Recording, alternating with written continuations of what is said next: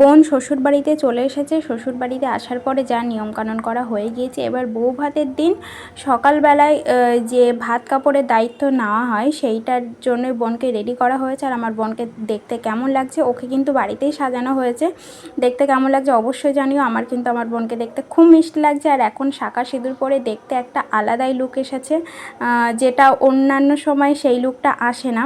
আর এখন নতুন বউ আলাদা একটা গ্ল্যামার এখানে ফুটে উঠছে। আর এখানে আমার বোনাইয়ের বাবা নেই, ওই কারণে মেসোমশাইকে এখানে মাল্যদান করা হলো। তারপরে এখানে বোনের যে দায়িত্ব এটা আমার বোনাই নিচ্ছে।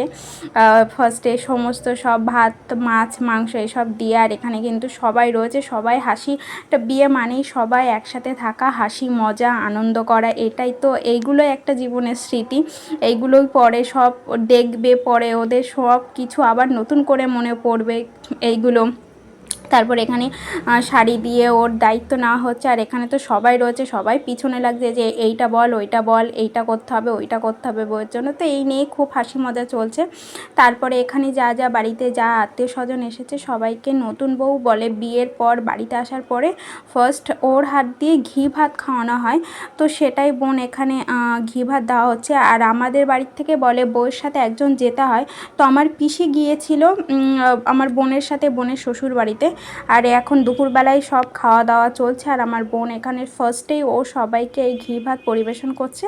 এরপরে যা যা আইটেম আছে সেইগুলো দিয়ে খাওয়া হবে। আর এটা হলো বোনরে যে সবাই খাওয়ার পরেই তারপরে আমার বোন খেতে পারবে। তো এখানে বোনের খাওয়ার জন্য সব কিছু সাজানো হয়েছে। সাজানোটা কেমন হয়েছে সেটাও জানিও। আমার কিন্তু খুব সুন্দর লাগছে সাজানোটা। আর এখানে আমার বোনকে খাইয়ে দিচ্ছে, আবার মাছের মাথাও খাইয়ে দিচ্ছে। এরপরে বোনের মাথাটা খাওয়া হবে। আর তারপরে আবার আমার বোনাইকে আবার রোম্যান্টিকভাবে খাইয়ে দিচ্ছে। তো ওদের দুজনকে একসাথে দেখতে কেমন লাগছে সবাই কমেন্ট করে জানিও। ও জীবনে যেন সুখী হয় এই আশীর্বাদ ওদের করো।